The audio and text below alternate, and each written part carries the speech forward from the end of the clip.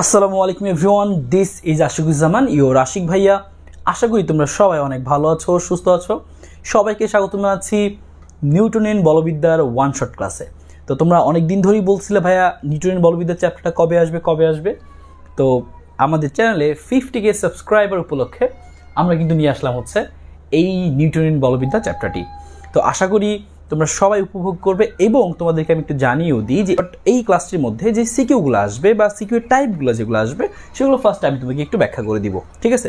তো তার আগে শুরুতেই বলে রাখি, যারা ভিডিওতে একটু লাইক করো না এখনও, দ্রুত লাইক করে ফেলো এবং অবশ্যই বন্ধুদের মাঝে শেয়ার করে দিও, কারণ এই শেষ মুহূর্তে কিন্তু তোমাদের মাঝে এরকম অনেকেই আছে যাদের আসলে এই ওয়ান শট ক্লাসগুলো অনেক বেশি সাহস যোগাচ্ছে, বা তারা এই ক্লাসগুলো করে মনে হচ্ছে না আমিও হয়তো বা পারবো। এই একটা ক্লাস করেই যেহেতু আমরা সিকিউর অনেকটুকু ধারণা পেয়ে যাচ্ছি, এই জন্য অনেকেই কিন্তু সাহস পাচ্ছে। আশা করি তোমরাও সাহস পাচ্ছ। তো যারা এরকম সাহস পাচ্ছ বা কনফিডেন্স আগের তুলনায় অনেক বেড়েছে, তারা অবশ্যই কমেন্ট করে জানিও এবং অবশ্যই সবাই ভিডিওতে লাইক করে দাও। আর তোমরা অনেকেই আসো যারা আমাদের চ্যানেলের ক্লাসগুলো নিয়মিত দেখো কিন্তু এখনও সাবস্ক্রাইব করো নাই, অবশ্যই সাবস্ক্রাইব করে রাখো, কারণ এই সাবস্ক্রাইবার সংখ্যাটা দেখে অনেক স্টুডেন্ট আবার সাহস পায়। তারা ভাবে যে আচ্ছা ঠিক আছে ঢুকে দেখি আচ্ছা ক্লাসগুলো করা যায় কিনা। তো অনেকে এরকম আসতো, তাদের জন্য হয়তো বা মেবি হেল্পফুল হবে। তো ঠিক আছে, চলো আমরা সরাসরি চলে যাই হচ্ছে আমাদের ক্লাসের মধ্যে। আজকের আলোচনা শুরুতেই বললাম নিউটনিয়ান বলবিদ্যা। এই চ্যাপ্টার থেকে দেখো ভাই আসলে অনেক টপিক আছে, ওই টপিকগুলোকে আমরা দেখো 4টা সিকিউ টাইপের আন্ডারে ভাগ করে ফেলছি। তো এখন তোমার জন্য চ্যাপ্টারটা সহজ হয়ে গেল, মাত্র 4টা সিকিউ তোমাকে পড়তে হবে চ্যাপ্টার থেকে, তাহলে তোমার কাজ শেষ। তো 4টা সিকিউ টাইপের মধ্যে কোন টাইপে কী প্রশ্ন আসবে, কোনটা সবচেয়ে বেশি ইম্পর্টেন্ট, তোমার কোনটা আসতে পারে বা কোনটা আসলে একটু কঠিন হতে পারে, সব কিছু আমি জানাই দিব।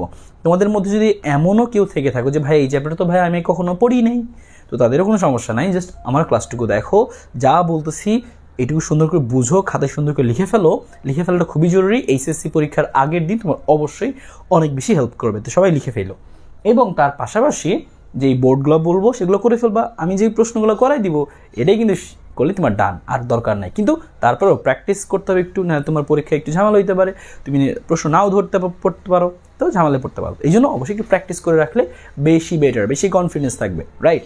তো দেখো আমরা পুরো চ্যাপ্টারটার মধ্যে সবচেয়ে বেশি যে ইম্পর্টেন্ট টপিকটা বা সিকিউর টাইপটা যেটা পরীক্ষা অনেক বেশি আসে, 1 নম্বরে লিখে রাখছি কেন্দ্রমুখী বল এবং এর ব্যবহারের মধ্যে অনেকগুলোই আছে, তবে ব্যাংকিং কোণ এইটা সবচেয়ে বেশি আসে। তার মানে আমাদের প্রথমেই শুরুতেই কেন্দ্রমুখী বল কি বা কী ফর্মুলা আছে, কীভাবে সিকিউ আসতে পারে, ব্যাংকিং কোণ থেকে কীভাবে সিকিউ আসতে পারে দেখে ফেলবো।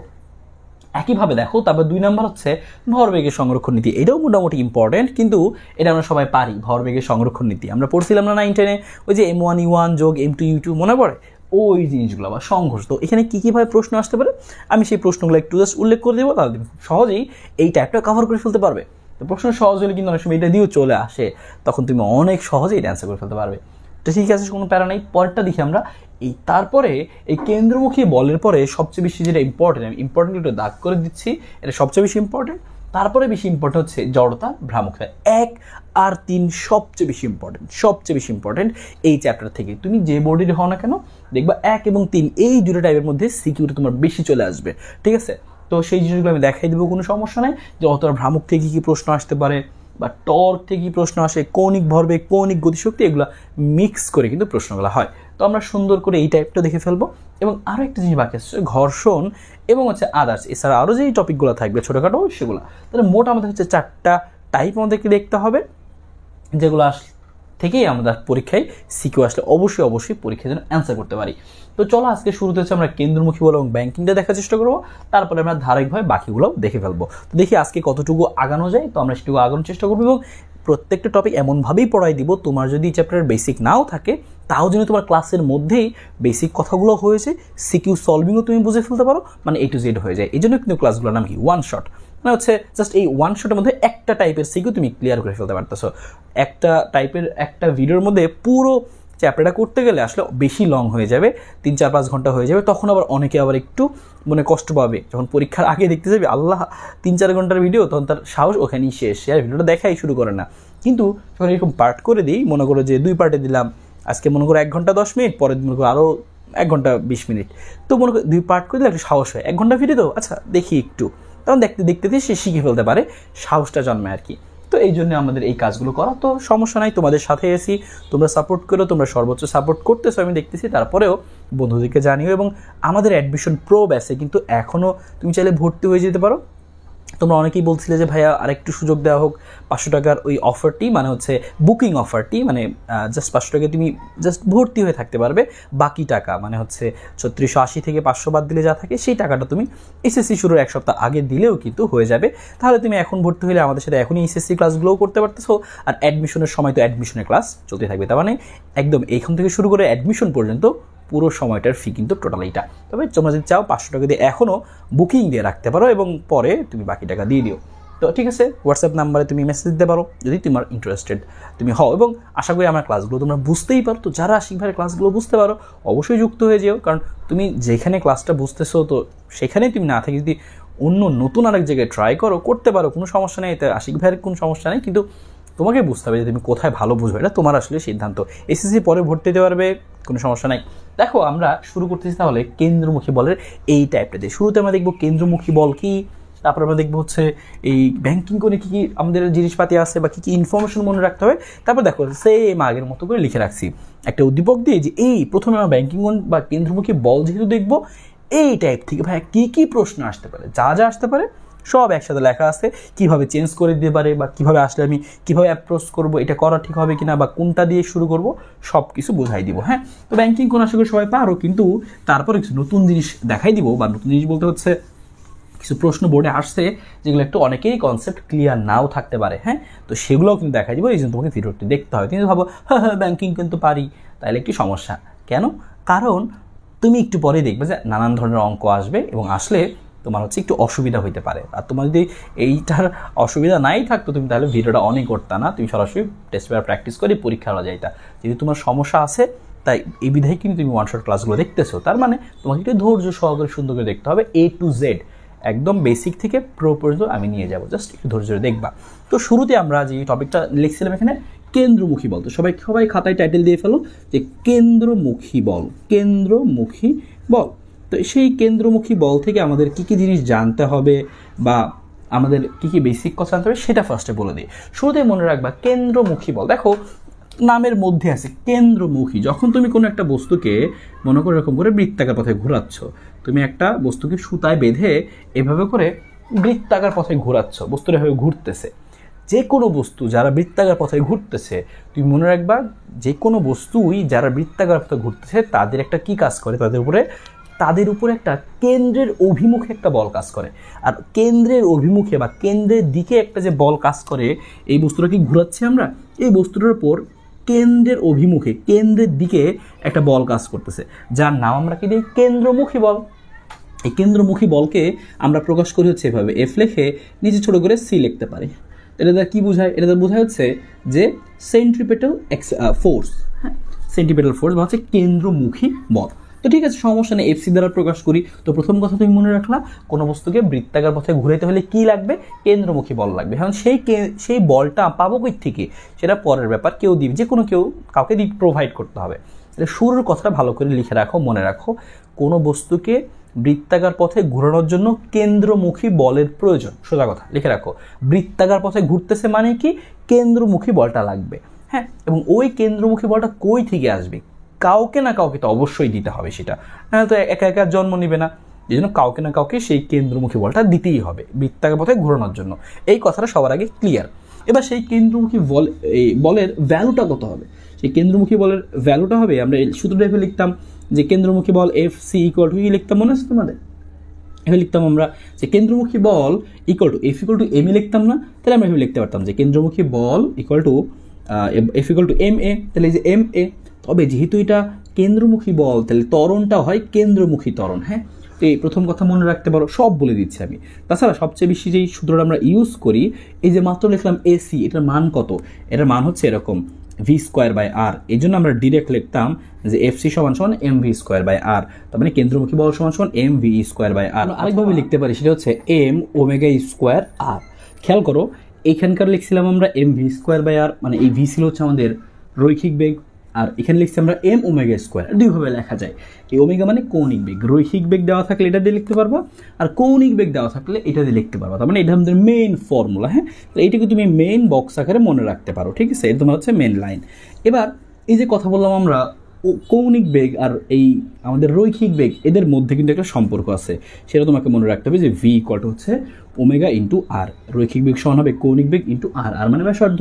তাহলে যেই বস্তুকে ঘোরাচ্ছি সেই বস্তুর ভর, সেই বস্তুটা যে পথে ঘুরছে সেই পথের ব্যাসার্ধ, ভি মানে হচ্ছে বেগ।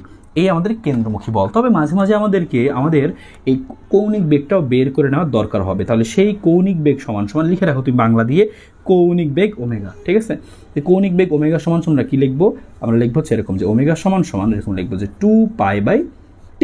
এটা একটা ফর্মুলা আমাদের একইভাবে আরও আছে, এটা শুনে আমরা আরও লিখতে পারি হচ্ছে এরকম যে 2πn/t। এটা আমাদের বেশ প্রয়োজন হয়, 2πn/t। তার মানে যখন বড় হাতে টি দেওয়া থাকবে সেটা হচ্ছে পর্যায়কাল। যদি বলে একটা বস্তুকে ঘুরাইতে এত সেকেন্ড লাগে একবার ঘুরাইতে, সেটা পর্যায়কাল। এবার 2πn/t মাঝে মাঝে আমাদেরকে বলবে একটা বস্তুকে মিনিটে 10 বার করে ঘুরানো হচ্ছে বা 30 সেকেন্ডে 50 বার ঘূর্ণন দেওয়া হয়েছে। তাহলে তোমার কৌণিক বেগটা কত বুঝবা কীভাবে? এইভাবে করবা 2πn/t। যখন তোমার এরকম ঘূর্ণন সংখ্যা দেওয়া থাকবে তখন তুমি কী করবা? 2πn/t দিয়ে করতে পারবা। এটাও বুঝে ফেললা। মাঝে মাঝে আমাদের এরকমও থাকে এই n/t মানে আবার আসলে f, তার মানে মাঝে মাঝে আমাদের কম্পাঙ্ক দেওয়া থাকে, তখন আমরা কম্পাঙ্কের সূত্র ইউজ করতে পারবো 2πf। তাহলে ওমেগা সমান সমান 2π/t, 2πn/t, 2πf। n মানে ঘূর্ণন সংখ্যা, t মানে হচ্ছে সময়, বসাই দিলে কিন্তু হয়ে যাবে। এই ছিল হচ্ছে আমাদের এখানকার জিনিসগুলো, সূত্রগুলো যা যা প্রয়োজন হবে। আর একটু আগে বলতেছিলাম যে হ্যাঁ কেন্দ্রমুখী ত্বরণ নিয়েও বলছিলাম, তো সেটা আলাদা করে লিখে দিয়ে আসো, আলাদা করে লিখে দিচ্ছি। এটাকে বলছি আমরা কেন্দ্রমুখী ত্বরণ, কেন্দ্রমুখী ত্বরণ। তো আমরা জাস্ট একটু মনে রাখবো কেন্দ্রমুখী ত্বরণ।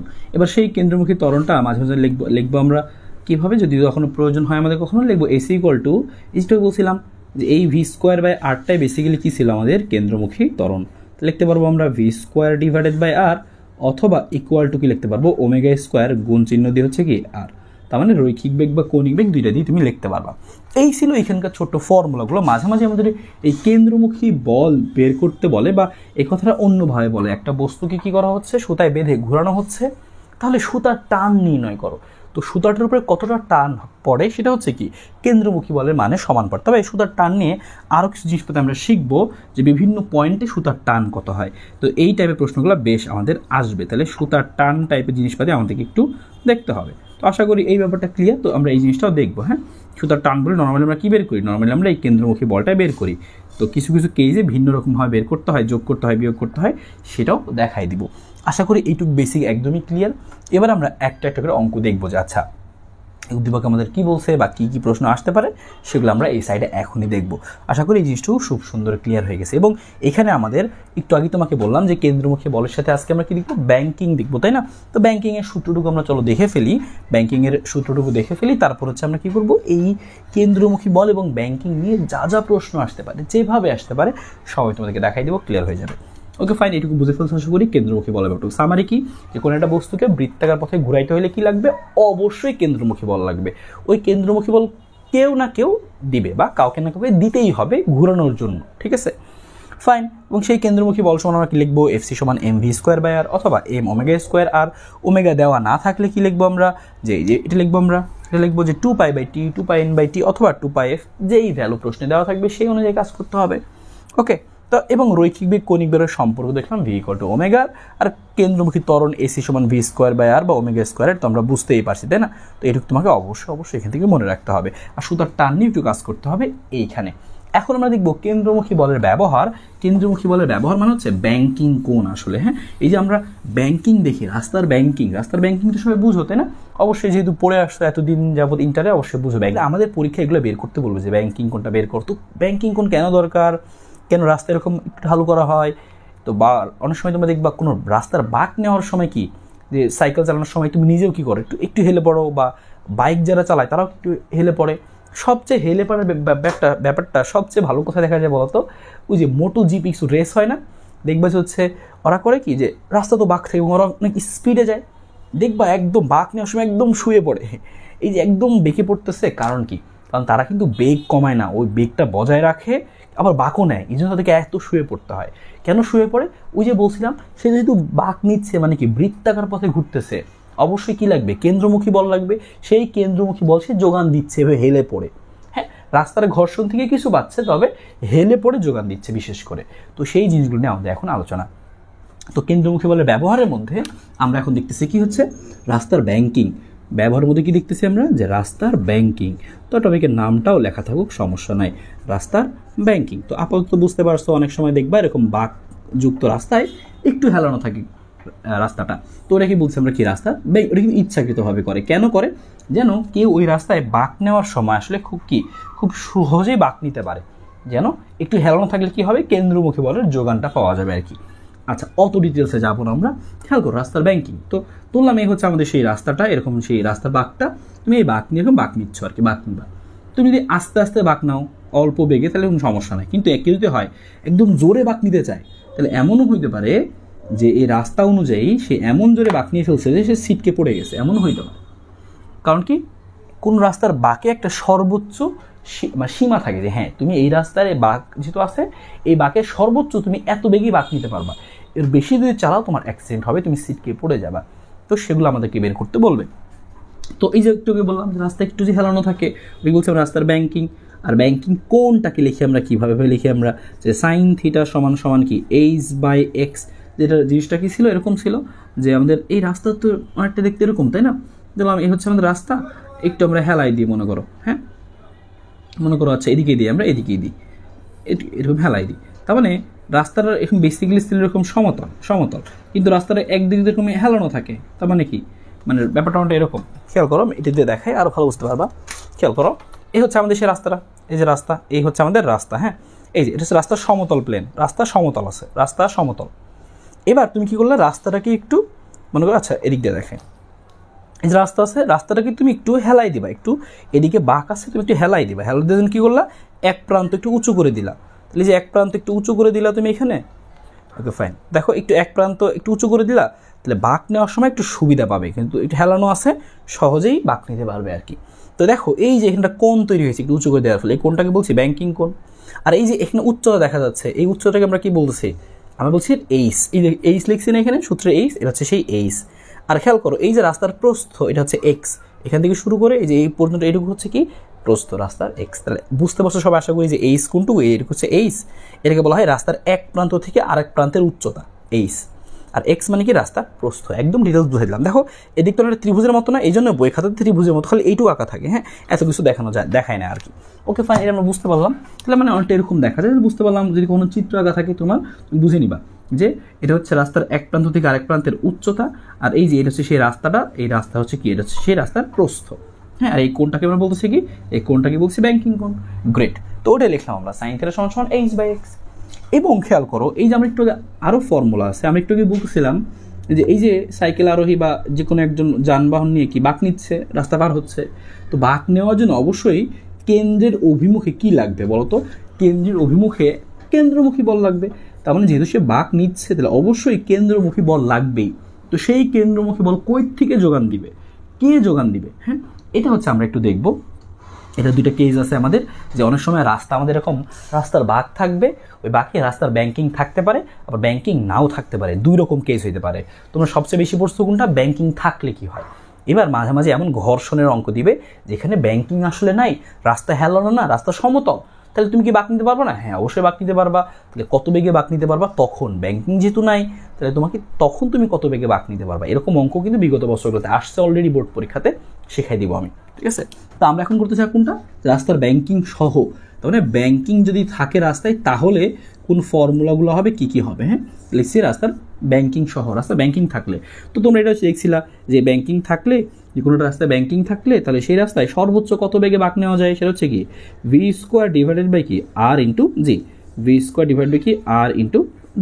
তাহলে এই হচ্ছে আমাদের ফর্মুলা, যে tan θ সমান সমান কি, tan θ সমান সমান যে tan θ সমান সমান কি v²/rg। তার মানে দুইটা ফর্মুলা আমাদের ছিল এই ব্যাংকিংয়ের ক্ষেত্রে। ব্যাংকিং থাকলে সাইন থিটা সমান h/x, এই থিটা মানে কি ব্যাংকিং কোণ, h মানে উচ্চতা, x মানে প্রস্থ। সেমভাবে tan θ সমান সমান v²/rg, v মানে হচ্ছে ওই রাস্তায় বেগ। এই v নিয়ে একটা ব্যাপার স্যাপার আছে, v মানে কিন্তু যে কোনো বেগ না আসলে। ভি বলতে আসলে কি বোঝায়, যে সর্বোচ্চ বেগ, যেই বেগে তুমি গেলেও অ্যাক্সিডেন্ট হবে না। ভিটা সবাই খাতায় লিখে রাখো, ভি হচ্ছে এমন একটা বেগ বা এমন সর্বোচ্চ বেগ, যেই বেগে তুমি রাস্তায় বাঁক নিলেও কোনো মোড়ে অ্যাক্সিডেন্ট হবে না। তাহলে কোনো মোড়ে বাঁক নিতে হলে তুমি সর্বোচ্চ কত বেগে বাঁক নিতে পারবা, সেটা হচ্ছে ভি। কোনো একটা প্রশ্নে তোমার লেখা আছে, মনে করো যে মতিন এত বেগে যাচ্ছিল, এটা কিন্তু ভি না। ভি বলতে কি বোঝানো হচ্ছে, ভি বলতে বোঝানো হচ্ছে যে ওই রাস্তায় তুমি সর্বোচ্চ যত বেগে বাঁক নিতে পারবা। তো লিখে রাখো যে সর্বোচ্চ যত বেগে বাঁক নেওয়া যায় সেটা হচ্ছে ভি। লিখে রাখো সবাই যে সর্বোচ্চ যত বেগে বাঁক নেওয়া সম্ভব। কীভাবে সম্ভব? মানে দুর্ঘটনা না করে বাঁক নেওয়া সম্ভব আর কি। তো আশা করি বুঝতে পারছো ব্যাপারটা। আর মানে হচ্ছে ওই রাস্তাটা কি আসলে, আর মানে হচ্ছে রাস্তাটার কি প্রস্থ, এই যে প্রস্থটা হচ্ছে সে কি আর জি মানে তো জানো অভিকর্ষ স্তর এইটুকু। এবং একইভাবে আরেকটা জিনিস লেখা যায় সেটাও বলে দিই যে এইচ বাই এইচ আর এই যে এইচ বাই এক্স আর এই ভি স্কোয়ার বাই আর জি এই দুইটাকে ইকুয়াল মাঝে মাঝে লেখা যাইতে পারে। এবার খেয়াল করো আমাদের আরও একটা টাইপ হইতে পারে যে রাস্তায় ব্যাংকিং ছাড়া, তার মানে কোনো একটা রাস্তা সমতল আছে, এবার ওই সমতল রাস্তায় তুমি বাঁক নিবা। তখন তুমি কীভাবে বাঁক নিবা? রাস্তা তোমার আছে, রাস্তা সমতল কিন্তু বাঁকও আবার আছে। একটু আগে তোমাকে বলছি তুমি রাস্তায় বাঁক নিচ্ছ মানে কি তোমার অবশ্যই কেন্দ্রমুখী বল লাগবে। তো সেই কেন্দ্রমুখী বলের যোগান এবার কে দিবে? এবার তো রাস্তায় হেলানো নাই, তো ওই হেলানো থেকে তুমি একটু হেল্প পাবা। এবার রাস্তা কিন্তু সমতল, তাহলে ওই রাস্তায় বাঁক নেওয়ার জন্য যে কেন্দ্রমুখী বল লাগবে সেই কেন্দ্রমুখী বলটুকু পাওয়া যাবে হচ্ছে ঘর্ষণ বল থেকে। তাহলে যখন রাস্তা ব্যাংকিং ছাড়া থাকবে বা রাস্তা যখন সমতল রাস্তা হবে বা ঘর্ষণ গুণাঙ্ক দেওয়া থাকবে তখন তুমি বুঝবা এই 2 নাম্বার টাইপটা আমাদের। এবং তখন তুমি মনে রাখবা ওই কেন্দ্রমুখী বলের যোগানটা কই থেকে আসবে? ঘর্ষণ বল থেকে আসবে। কথাটা সুন্দর করে লিখে রাখো যে রাস্তায় ব্যাংকিং ছাড়া থাকলে বা সমতল রাস্তার ক্ষেত্রে বাঁক নেওয়ার ক্ষেত্রে কেন্দ্রমুখী বল ইকুয়াল টু ঘর্ষণ বল হয়। এই এফকে মানে কি? ঘর্ষণ বল। মাঝে মাঝে পরীক্ষায় এরকম ডিরেক্ট প্রশ্ন আসবে যে ঘর্ষণ বল দেওয়া আছে আর কেন্দ্রমুখী বল তোমার কিছু ইনফরমেশন দিয়ে তোমার বের করতে বলবে কি যে বেগ কত। হ্যাঁ, তো ঘর্ষণ বল দেওয়া থাকলে সূত্র আর লিখতে হবে না, তখন তুমি এই কথাটাই লিখবা। এই জন্য কিন্তু এটাকেও বক্স করে দিলাম, তাহলে তুমি মনে রাখতে পারো যে হ্যাঁ যে কোনো রাস্তায় যখন আমি বাঁক নিব, বাঁক নেওয়ার সময় যে কেন্দ্রমুখী বল লাগেই আমরা জানি। তো সেই কেন্দ্রমুখী বল কই থেকে আসতে পারে? যে রাস্তার চাকা যে আসলে আমাদের কি যে ঘর্ষণ বল, সেই ঘর্ষণ বল থেকে আসতে পারে। তো মাঝে মাঝে পরীক্ষায় ডিরেক্ট ঘর্ষণ বল দেওয়া থাকতে পারে, এই জন্য বলবো না ডিরেক্ট সূত্র মুখস্থ করো, একদম বেসিকটাই তোমাকে মনে রাখতে হবে যে কোনো রাস্তায় বাঁক নেওয়ার জন্য কেন্দ্রমুখী বল লাগে, সেই কেন্দ্রমুখী বল কই থেকে আসবে? রাস্তা ও চাকার ঘর্ষণ বল থেকে। কথাটা কয়েকবার বললাম যেন তুমি মনে রাখতে পারো। ফাইন, এটা আমরা বুঝে ফেললাম। একইভাবে এখন আর কয়েকটা কথা তুমি মনে রাখো যে ঘর্ষণ বল যদি কখনো দেওয়া না থাকে, ঘর্ষণ বলের ফর্মুলা আছে। ঘর্ষণ বল এফ কে সমান সমান হয় মিউ কে ইন্টু আর, যেখানে এই মিউ বলতে বোঝায় কি? রাস্তা ও চাকার ঘর্ষণ গুণাঙ্ক বা ঘর্ষণ সহগ। মিউ মানে কি? ঘর্ষণ গুণাঙ্ক বা ঘর্ষণ সহগ। মিউ এসও লেখা থাকতে পারে, প্যারা নাই। তো এটা হচ্ছে একটা হচ্ছে স্থিতি ঘর্ষণ আর হচ্ছে গতীয় ঘর্ষণ। তো এটা আমরা ঘর্ষণের সময় পড়বো। আপাতত মনে রাখো এফ কে সমান মিউ কে ইন্টু আর। মিউ মানে ঘর্ষণ গুণাঙ্ক, আর মানে কি? আর মানে লেখা হচ্ছে প্রতিক্রিয়া বল। কার প্রতিক্রিয়া বল? তুমি দাঁড়ায় আসো, এই তলের উপর দাঁড়ায় আসো, তাহলে তুমি এই তলের উপরে একটা বল দিচ্ছ না, এই তল উপরের দিকে বিপরীত দিকে তুমি আর একটা বল দিবে, সেটা হচ্ছে প্রতিক্রিয়া বল। তাহলে এখানকার আর মানে হচ্ছে যে ওই যে রাস্তায় যে তুমি আরোহী বা যানবাহন বা সাইকেল যে যাচ্ছে, ওই সাইকেলটা রাস্তার উপরে তো বল দিচ্ছে, তো ওই রাস্তা আবার সাইকেলকে কত বল দিচ্ছে সেটা হচ্ছে প্রতিক্রিয়া বল। তা লিখে রাখো যে আরোহীর উপর রাস্তার প্রতিক্রিয়া বল, যে আরোহীর উপর রাস্তা কি পরিমাণ প্রতিক্রিয়া দিচ্ছে বা রাস্তার উপর আরোহীর প্রতিক্রিয়া বল, এভাবে লেখো তুমি আর কি। ঠিক আছে, তো সংক্ষেপে লিখতে পারো প্রতিক্রিয়া বল। তো সেই প্রতিক্রিয়া বল অনেক সময় দেওয়া থাকবে না, তখন তোমাকে বের করে নিতে হবে যে আর ইকুয়াল টু কী হবে? M G. এম মানে ভর, ওই যে বস্তুটা দাঁড়ায় আছে বা যাচ্ছে ওই টানবাহনের ভর, আর জি হচ্ছে তো ত্বরণ। তো এটা কখন আর সমান সমান এমজি, মানে প্রতিক্রিয়া বল সবসময় কিন্তু এমজি হয় না। যখন রাস্তা সমতল থাকে তখন শুধুমাত্র আর ইকুয়াল টু এমজি হয়। অন্য পেজে অন্যরকম জিনিস আসবে, সেটা আমরা পরবর্তী টাইপে দেখবো ঘর্ষণ পড়ার সময়। দুইটা কথা তোমাকে মনে রাখতে হবে। তুমি বুঝতে পারলা যে অবশ্যই শর্ত কি? কেন্দ্রমুখী বল আর হচ্ছে আমার ঘর্ষণ বলটা কি সমান হবে, এটা একটা জিনিস গেল। এবার তুমি যদি মান বসায় দাও যে কেন্দ্রমুখী বল সমান তুমি জানতা এম ভি স্কোয়ার বাই আর, আর ঘর্ষণ বল সমান মাত্রই শিখলাম মিউ কে ইন্টু আর, আর না থাকলে এমজি লিখতে হয়, মিউ কে ইন্টু এমজি। দেখো কাটাকাটি করার পরে সূত্রটা কী দাঁড়াইলো? এখানকার ভি যেটা ছিল সেই ভিটা দাঁড়ালো কত? রুট ওভার মিউ কে ইন্টু আর জি। এটাই হচ্ছে সেই বেগ যে রাস্তায় কি নাই, রাস্তায় ব্যাংকিং নাই, তারপরে তুমি সর্বোচ্চ কত বেগে বাঁক নিতে পারবা ওই রাস্তায়, সেক্ষেত্রে ভি ম্যাক্স কত হবে তাহলে? মিউ ইন্টু আর জি। এই ছোটো আর মান কিন্তু আবার প্রতিক্রিয়া বল না। ছোটো আর মানে কি ছিল? ওই যে মনে আসছে যে রাস্তার বাঁকের ব্যাসার্ধ ছোটো আর জি তো ত্বরণ, এই মিউ এর মানটা দেওয়া থাকবে। তোমাকে কিন্তু আমি দুইটা জিনিস মনে রাখতে হবে, এই দুইটা জিনিস মনে রাখতে হবে। আমি বলবো পুরো ব্যাপারটাই তুমি মনে রাখো, কারণ পরীক্ষা এটাতে কিন্তু প্রশ্ন আসতেছে। ঢাকা 19-এ প্রশ্ন আসছে, কুমিল্লা 21-এ প্রশ্ন আসছে, এই 22 সালে প্রশ্ন আসছে, অনেক বেশি এইটাতে প্রশ্ন আসতেছে। আমরা কিন্তু আগে বেশি গুরুত্ব দিতাম কোনটাকে? যে হ্যাঁ রাস্তায় ব্যাংকিং আছে, হেলানো আছে, সুতরাং tan θ সমান V square by R G, sine θ সমান এইচ বাই এক্স। এটা কিন্তু এখন থেকে তুমি এটাও মনে রাখবা যে আরেকটা কেস থাকতে পারে যে রাস্তায় ব্যাংকিং ছাড়া বা রাস্তা সমতল তখন বাঁক নিচ্ছে, তখন কি মনে রাখতে হবে তোমাকে, যে কেন্দ্রমুখী বলটা আসবে ঘর্ষণ বল থেকে। প্রথম কথা এফসি সমান এফকে মুখস্থ করো। তারপরে এফসি সূত্র জানোই, এমভি স্কোয়ার বাই আর এফকে মানে শিখাই দিলাম। এই যে এফকে সমান মিউ কে ইন্টু আর মানে এমজি, সমতল রাস্তা হলে সেখান থেকে তুমি ফর্মুলা পাইলা। এই যে এভাবে জাস্ট কাটাকাটি করে নিজেই ফর্মুলা লিখতে পারবো বা মনেও রাখতে পারো, ঠিক আছে, যে মিউ ইন্টু আর ইন্টু জি। এবারে খেয়াল করো আরেকটা জিনিস লিখছি, যে আমরা ট্যান থিটা লিখছিলাম মনে পড়ে, ওই ট্যান থিটা সমান সমান আসলে মিউ লেখা যায়। এই কথাটা একটু মাথায় রাখতে পারো যে mu equal to tan theta, যে ঘর্ষণ গুণাঙ্ক আর এখানকার যে ট্যান থিটা দুইটার ভ্যালু আসলে কি বেসিক্যালি সমান। হ্যাঁ, যে ঘর্ষণ গুণাঙ্ক সমান ট্যান থিটা। এই থিটার আরও একটা নাম আছে, আমরা তো বললাম হেলানো, কতক্ষণে হেলে পড়লো, বা হচ্ছে যে আমাদের হচ্ছে ব্যাংকিং কোণ, তো স্যার একটা নাম আছে এটার স্থিতিকোণ বা নিশ্চল কোণ। তো এইটুক কথা তোমাকে সুন্দর করে মনে রাখতে হবে। দুইটা টাইপ দেখাই দিলাম সুন্দর করে, একটা হচ্ছে ঘর্ষণ যুক্ত রাস্তা এবং সমতল রাস্তা, আর আরেকটা রাস্তা হচ্ছে হেলানো রাস্তা, ব্যাংকিং সহ রাস্তা। দুইটা টাইপই তোমাকে সূত্রগুলো সুন্দর করে মনে রাখতে হবে। কী রকম অঙ্ক আসবে সেটা তো দেখাই দিব, কোনো সমস্যা নেই। দেখো উদ্দীপকটা কি লেখা, যে বলছে কোনো রাস্তার বাঁকের ব্যাসার্ধ হচ্ছে 50 মিটার। তার মানে কোনো একটা রাস্তা তোমার কাছে দেওয়া আছে, একটা রাস্তা তোমাকে দেওয়া আছে, ওই রাস্তার এই যে বাঁকের যে ব্যাসার্ধ, হ্যাঁ ওই যে বাঁকটা যে নিচ্ছ তুমি, তাহলে অবশ্যই একটা বৃত্তাকার পথের মতো হয়ে যাচ্ছে, ব্যাসার্ধ থাকবে। তো এই বৃত্তাকার বাঁকের যে ব্যাসার্ধটা, সেই ব্যাসার্ধের মান দেওয়া আছে কত আমাদের প্রশ্নে 50 মিটার। আচ্ছা, রাস্তার উভয় পাশের উচ্চতা, তার মানে রাস্তার এমনভাবে এখানে আছে, চিন্তা করো রাস্তায় আমি একটু এঁকে দেখাই, তারপরে মনে করো একটা রাস্তার বেসিক্যালি এরকম আর কি, হ্যাঁ, যে এক প্রান্ত থেকে আরেক প্রান্ত একটু উঁচু। তাহলে এই যে এই উচ্চতাটা, এই উচ্চতাটা কত বলছে, উভয় পাশের উচ্চতার পার্থক্য কত, উচ্চতার পার্থক্য বলছে হচ্ছে আমাদের যে 0.5 মিটার। তো এইটুকুর ভ্যালু কত, এই রাস্তাটা যে 0.5 মিটার। এটাও বলছে রাস্তার যে প্রস্থ, রাস্তার প্রস্থ কতটুকু, যে 5 মিটার। ঠিক ভালো কথা, বুঝতে পারলাম আমরা ঘটনাটা, রাস্তা যাচ্ছে এরকম। এবার আমাদের জিজ্ঞেস করছিল, বলছে উদ্দীপকে যে মতিন 72 কিলোমিটার পার বেগে যাচ্ছিল। গ্রেট। এবার আমাদের প্রথম প্রশ্ন যেটা হইতে পারে, গতে সবচেয়ে যে প্রশ্ন বেশি আসে, রাস্তা ব্যাংকিং কত, চোখ বন্ধ করে দিবে। এসব অঙ্ক খুব দ্রুত করতেছি কারণ তোমরা সবাই জানো।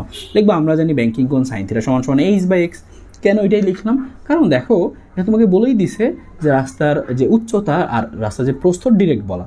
তো এক লাইনের অঙ্ক শেষ, যে থিটা সমান সমান সাইন ইনভার্স h/x। h এর মান কত, h এর মান 0.5, x এর মান কত, শুধু 5। ক্যালকুলেটর বসাবা, দেখবে একটা ব্যাংকিং কোণ চলে আসবে। তুমি একটু ক্যালকুলেটর করেও দেখি কত আসে, জাস্ট তোমরা দ্রুত ক্যালকুলেশন করে ফেলতে পারো। যে হচ্ছে আমি একটু সাইন ইনভার্স করে দেখি কত আসে, 0.5 ভাগ কত 5 আসে কত আমাদের 5.73। তাহলে তুমি লিখে বলতে পারো যে 5.73 ডিগ্রি। তাহলে ব্যাংকিং কোণটা চলে আসলো। যে বুঝতে পারলাম ওই রাস্তা কতটুকু আসলে ব্যাংকিং যুক্ত রাস্তা, সেটা হচ্ছে 5.73 ডিগ্রি। শেষ। গ নাম্বার খুবই সহজ ছিল, গ মানে কোনো প্যারা নাই। ওকে ফাইন, গ নাম্বার বা 1 নাম্বার বেসিক্যালি আমাদের প্রথমটা হচ্ছে 1 নাম্বার অঙ্ক। তো 1 নাম্বারটা আমরা খুব সুন্দর বুঝে ফেলতে পারবো। ওকে ফাইন, ওকে এগুলো গ নাম্বার নর্মালি আসবে, লিখবা সুতরাং রাস্তা ব্যাংকিং কোণ এত ডিগ্রি, বা মাঝে মাঝে তোমার ব্যাংকিং কোণটা বের করে নিতে হবে। এরকম অঙ্ক আসতে পারে। আর কি অঙ্ক আসতে পারে, 2 নাম্বার তুমি স্ক্রিনশটে খেয়াল করো, যে 2 নাম্বারে কি বলছে, ওই রাস্তায় সর্বোচ্চ কত বেগে বাঁক নেওয়া সম্ভব। ব্যাপারটা ছিল, প্রশ্ন ছিল এরকম যে ওই রাস্তায় সর্বোচ্চ কত বেগে বাঁক নেওয়া সম্ভব। দেখো ওই রাস্তায় মতিন একটা গাড়ি নিয়ে যাচ্ছিল, মতিন কত বেগে যাচ্ছিল, মতিন কিন্তু এই 72 কিলোমিটার/আওয়ার বেগে যাচ্ছিল। তাহলে আমাদের কিন্তু জিজ্ঞেস করা নাই, আমার জিজ্ঞেস করছে যে ওই রাস্তায় এরকম হেলান টেলানো আছে, সুতরাং ওই রাস্তায় সর্বোচ্চ গতিসীমা কত হবে। পরীক্ষায় আসতে পারতো যে ওই রাস্তায় সর্বোচ্চ গতিসীমা কত। তোমরা মাঝে মাঝে খেয়াল করবে, রাস্তা দিয়ে যখন তোমরা যাও, বিভিন্ন সময় ট্যুরে যাও, বড় বড় রাস্তার সাইডে দেখবে লেখা আছে বাকি যে সর্বোচ্চ গতিসীমা 60, 40। ওটা দেখে আসলে কিভাবে তারা মেজার করে, এই যে আমরা যে সূত্র শিখেছিলাম সেইখান থেকে। তো তোমার বুঝতে হবে ব্যাপারটা, তো ওই রাস্তায় সর্বোচ্চ কত বেগে বাঁক নেওয়া সম্ভব। তো তুমি শিখছো কি, সর্বোচ্চ বেগের সূত্র ছিল tan θ সমান সমান v²/rg। এবার অনেকের মনে প্রশ্ন আসতে পারে, ভাইয়া একটু আগে না আমরা একটা সূত্র শিখলাম যে সর্বোচ্চ বেগ সমান সমান এই যে এরকম একটা সূত্র শিখলাম মিউ ইন্টু আর ইন্টু জি, এটা কি ইউজ করবো না?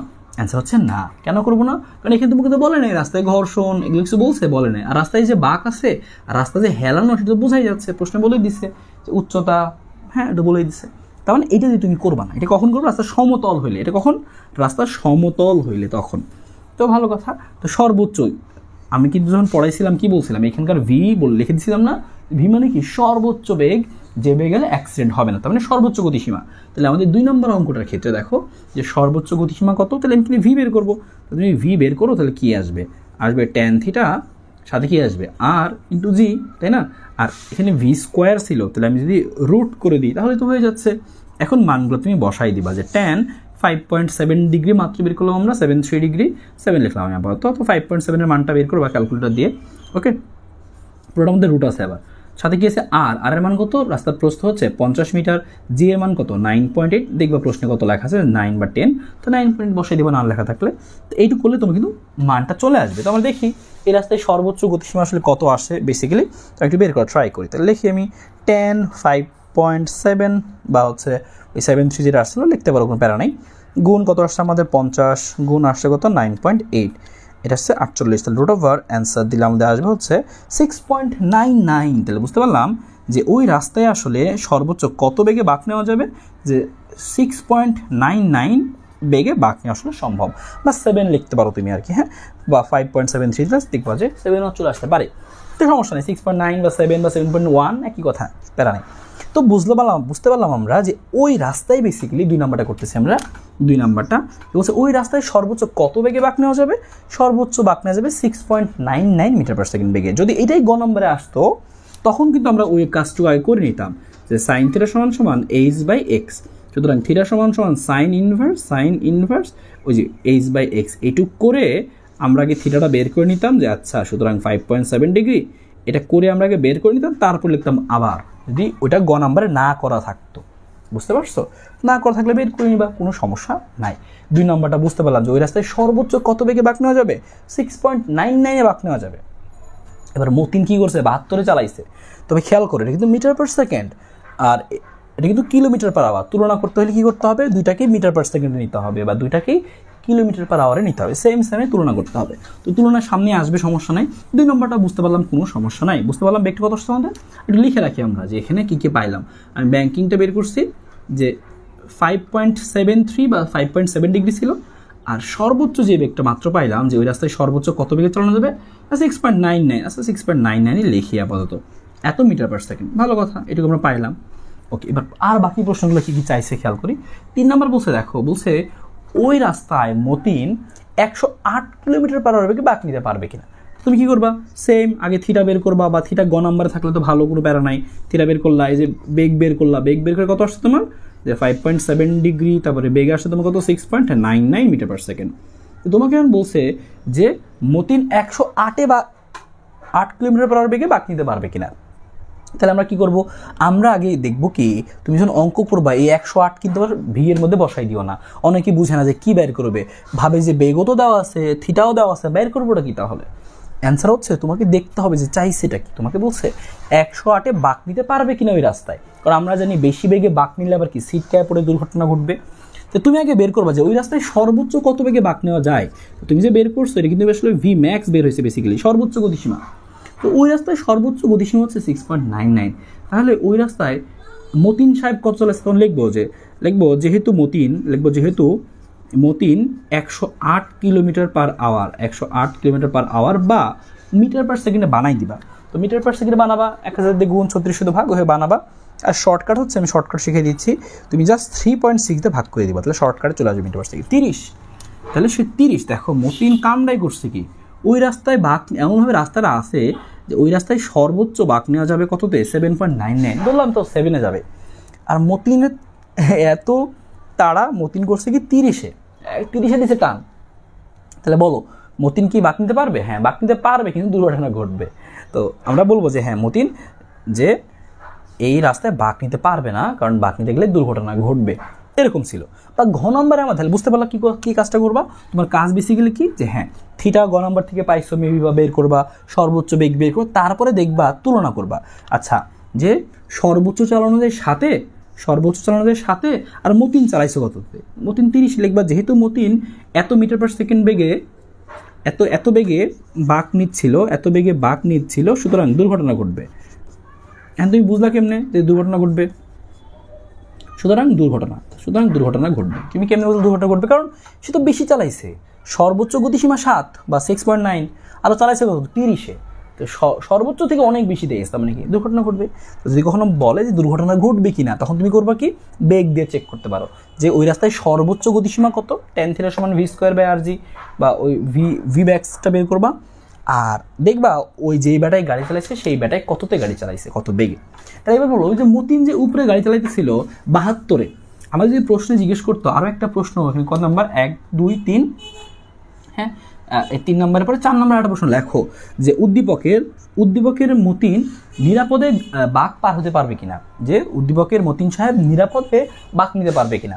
সেই অঙ্ক যে এখানে বলছিল কি 108-এ বাঁক নিতে পারবে কিনা, বা প্রশ্ন লেখা থাকতে পারতো যে মতিন এত বেগে যাচ্ছিল, ঘ নম্বরে বললো সে নিরাপদে বাঁক নিতে পারবে কিনা। তখন তুমি কি করবা, সেম কাজ করবা, থিটা বের করবা, ভিম্যাক্স বের করবা, তারপরে মতিনের বেগটা বের করবা, দেখবা যে মতিন কত বেগে আসলে যাচ্ছিল, তুলনা করে দেখবা যে কত সর্বোচ্চ গতিসীমা বের করছো, যদি সর্বোচ্চ থেকে বেশিতে যায় তার মানে দুর্ঘটনা ঘটবে।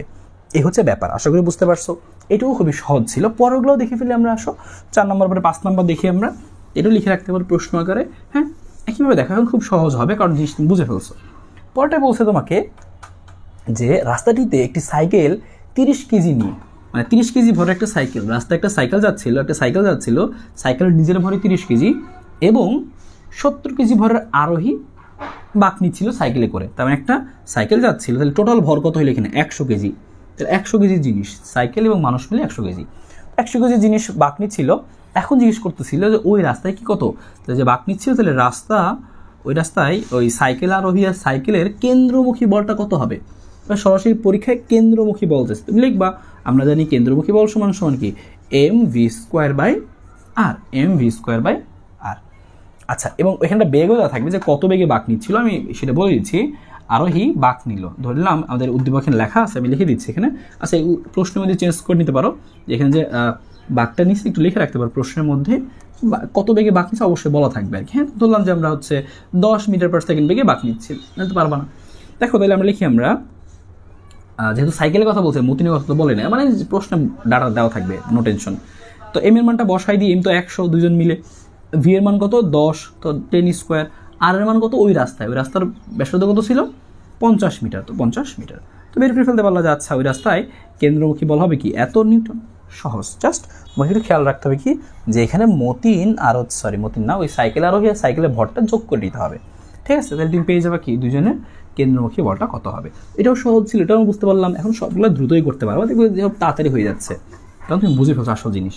এবার দেখো সেম অঙ্ক পরীক্ষা আর কীভাবে বলতে পারে, সেম অঙ্ক তোমাকে পরীক্ষা বলতে পারে যে গাড়ির বেগ দ্বিগুণ করে, এমনিতেই তো অ্যাক্সিডেন্ট করতেছে, যে ওই রাস্তায় আমি যে মাত্র অঙ্কটা করে আসলাম, আমরা যে মাত্র উদ্দীপক নিয়ে অঙ্ক করতেছিলাম, সেই রাস্তায় সর্বোচ্চ কত বেগে যাওয়া যায়, থিটাটা হয় হচ্ছে 5.7 ডিগ্রি, আর সর্বোচ্চ বেগ হয় ওই রাস্তায়, সর্বোচ্চ গতিসীমা হচ্ছে কত, একটুকে বের করলাম আমরা 6.99 মিটার/সেকেন্ড। হ্যাঁ তো বের করে নিবা, সূত্র লিখবা বের করে নিবা যদি নতুন অঙ্ক দেয়। তারপরে কি করবো সেটা বলতেছি। এবার বলছে গাড়ির বেগ দ্বিগুণ করে কি ব্যবস্থা নিলে বাঁক নেওয়ার সময় দুর্ঘটনা ঘটবে না। বাইরে এমনিতেই দুর্ঘটনা ঘটতেছে এই রাস্তায়, আমি বেগ আরও দ্বিগুণ করবো, তারপর বলছে দ্বিগুণ করার পরে কি ব্যবস্থা নিলে। মতিন যখন দেখছে যে সে রাস্তায় যাওয়ার সময় দুর্ঘটনা ঘটতেছে, মতিন খেপে গেছে, কেন দুর্ঘটনা ঘটবে, আমি এর থেকে ডাবল বেগে যাব, তাও দুর্ঘটনা ঘটতে দিব না। এবার কি করা যেতে পারে, মতিনের জেদ মনে চাপছে, না আমি আরও ডাবল বেগে যাব, তারপরেও দুর্ঘটনা হবে না, তো কী করতে পারে মতিন, এটাই প্রশ্ন জিজ্ঞেস করছে। গাড়ির বেগ দ্বিগুণ করে কি ব্যবস্থা নিলে বাঁক নেওয়ার সময় দুর্ঘটনা ঘটবে না, কোনো একটা ব্যবস্থা নিতে হবে। হ্যাঁ তো সেই ব্যবস্থাটা কি আসলে, তখন তুমি করবা কি, রাস্তা বেগে দ্বিগুণ করবা, এটাকে দ্বিগুণ করবো না কিন্তু।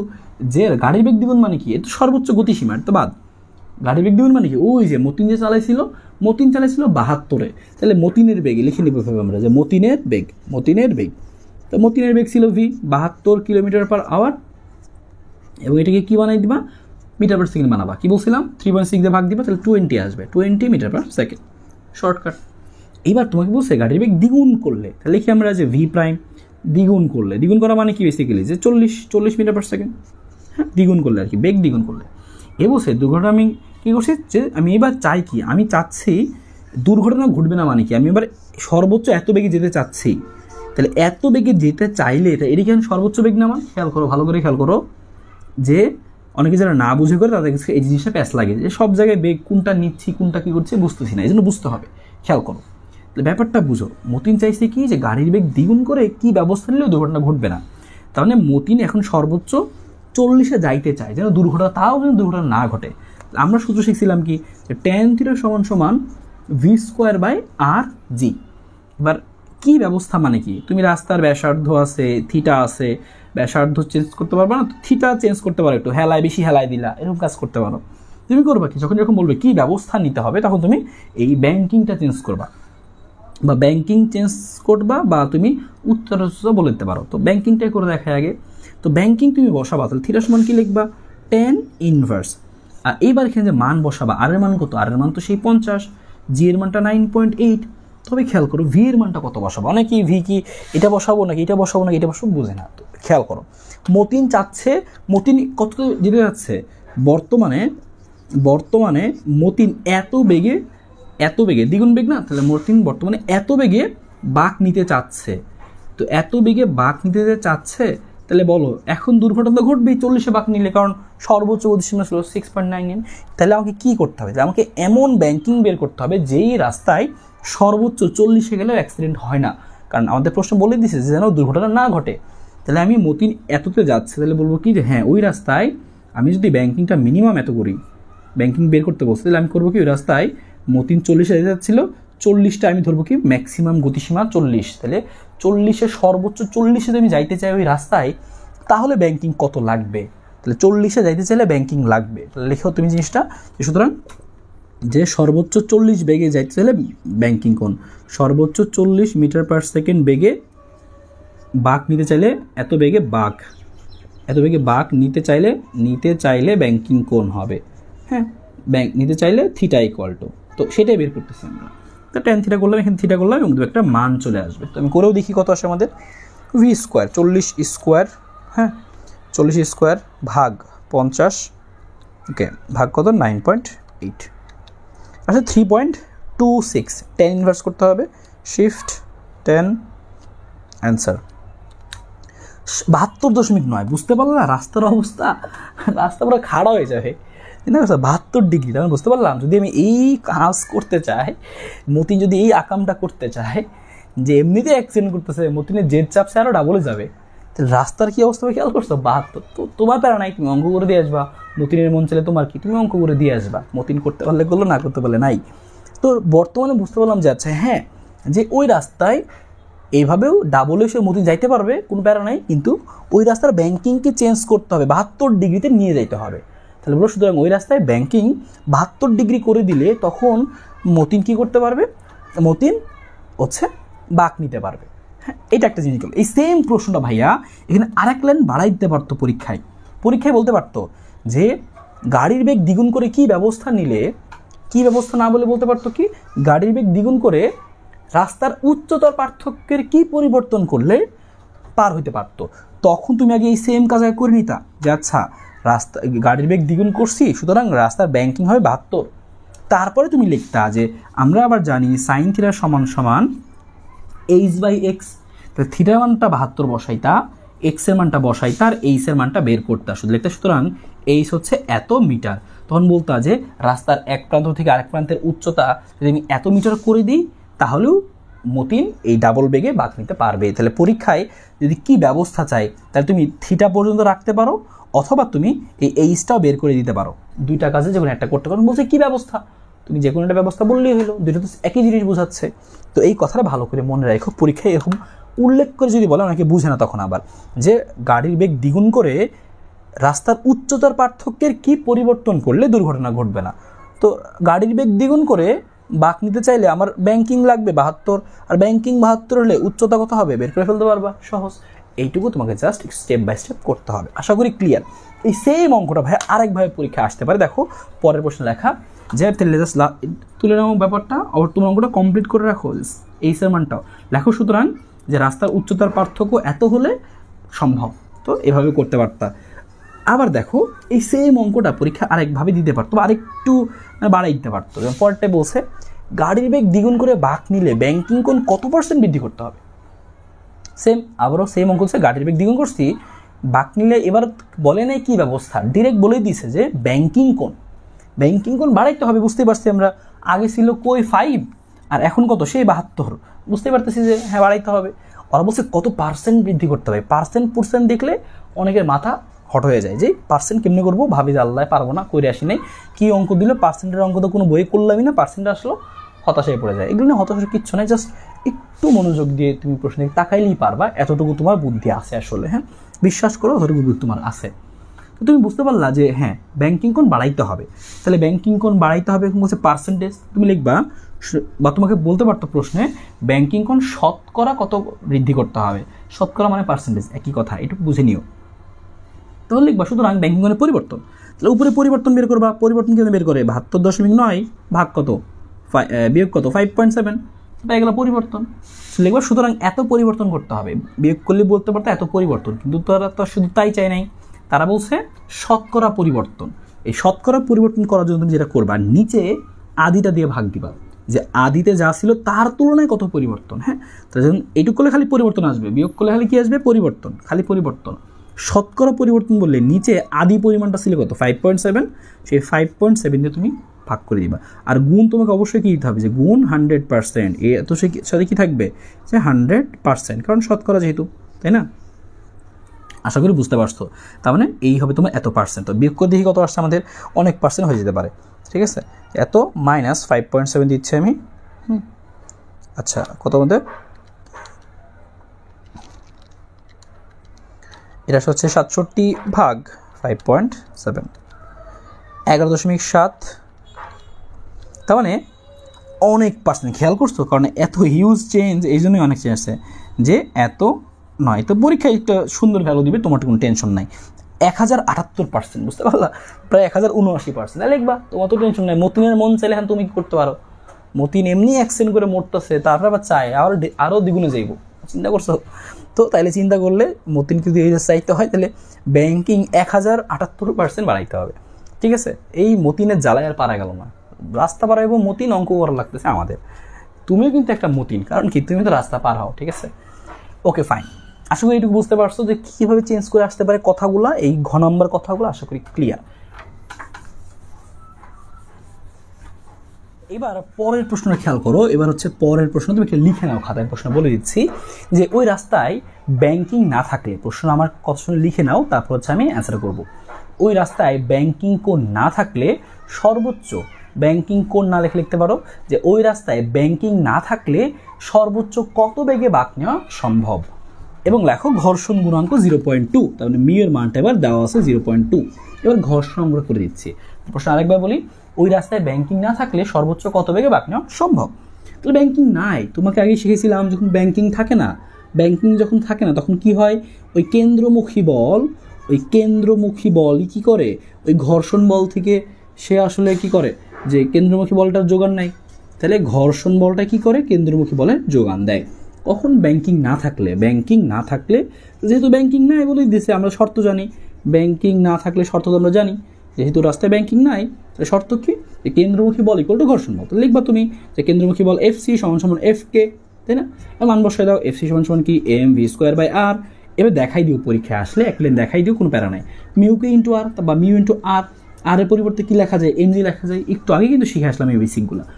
এই যে এম কেটে দিবা, তাহলে ভি এর মান কি আসবে তোমার রুট ওভার, এখন একটু দেখাই দিও, জাস্ট একটু দেখাই দিও, আর ইন্টু জি, একটা ভাগ ছিল ওদিকে গেলে গুণ হয়ে যাবে, আর স্কোয়ারটা রুট করে দিচ্ছি আমরা।